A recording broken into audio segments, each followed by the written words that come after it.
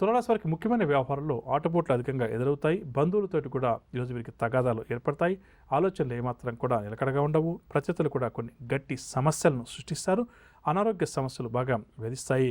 విలువైన వస్తువులు తమ వెంట తీసుకెళ్లేటప్పుడు జాగ్రత్తగా కాపాడుకోవాలి.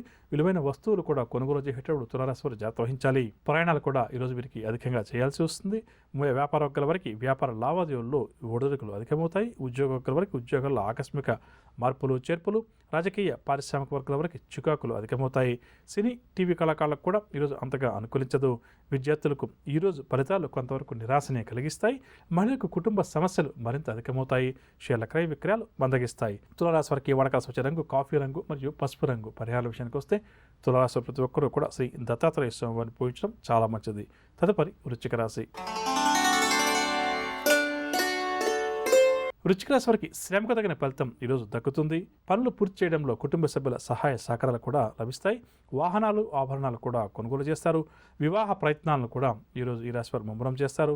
ఆలయాలు కూడా సందర్శిస్తారు. రావాల్సిన సొమ్ము సకాలంలో చేతికంతుంది. ఇక వ్యాపార వర్గాల వారు వ్యాపారాలు మరింతగా విస్తరించే ప్రయత్నం చేస్తారు.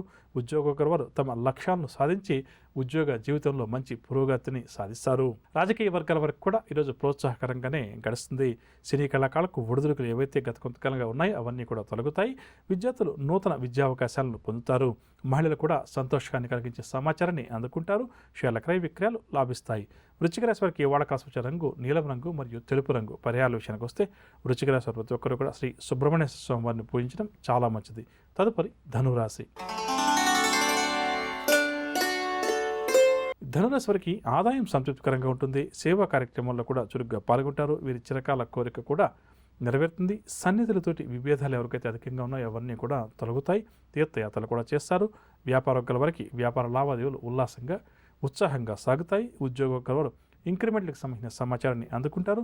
రాజకీయ వర్గాల వారికి భవిష్యత్ పట్ల కొత్త ఆశలు చిగురిస్తాయి.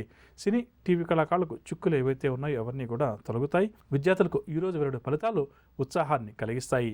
మహిళలు కూడా నూతన ఉత్సాహంతో కొన్ని కీలక నిర్ణయాలు తీసుకుంటారు. షేర్ల క్రయ విక్రయాలు లాభిస్తాయి.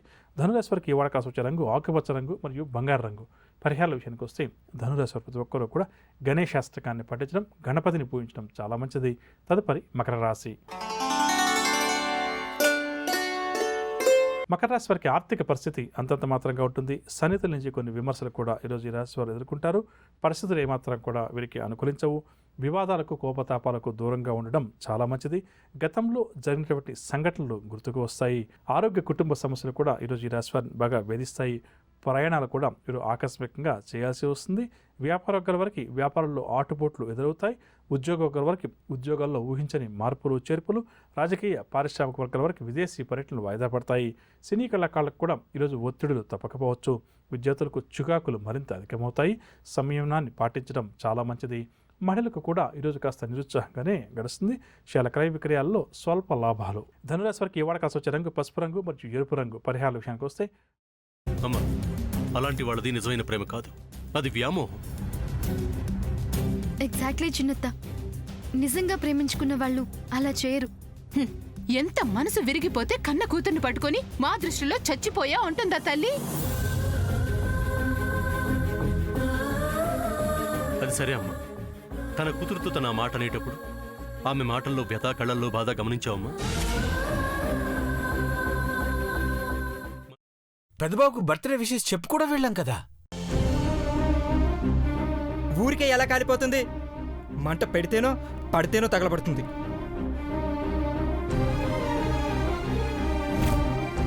కరెక్ట్ చిన్నబాబు, నీకొచ్చినట్టే నాకు డౌట్ వచ్చింది. పార్వతే షర్టును తగలబెట్టిందనుకుంటా.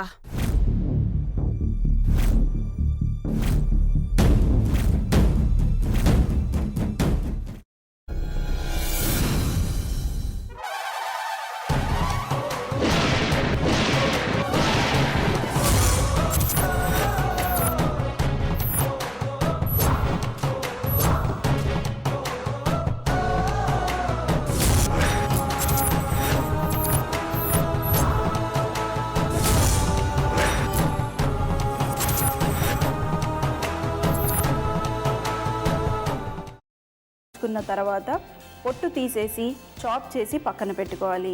ఒక ప్యాన్లో కొద్దిగా నూనె వేడి చేసి అందులో ఆవాలు, మినప్పప్పు, శనగపప్పు, కరివేపాకు, సన్నగా తరిగి పెట్టుకున్న ఉల్లిపాయలు వేసుకుని 1 నిమిషం పాటు వేయించుకోవాలి. ఆ తర్వాత కాల్చి కట్ చేసి పెట్టుకున్న వంకాయని కూడా అందులో వేసుకుని బాగా మిక్స్ చేసి బౌల్లోకి ట్రాన్స్ఫర్ చేసుకుని అందులో తగినంత చిక్కటి పెరుగు లేదా పల్చటి పెరుగు వేసుకుని మిక్స్ చేసి అన్నంతో కానివ్వండి, చపాతీతో కానివ్వండి సర్వ్ చేసినా చాలా బాగుంటుంది.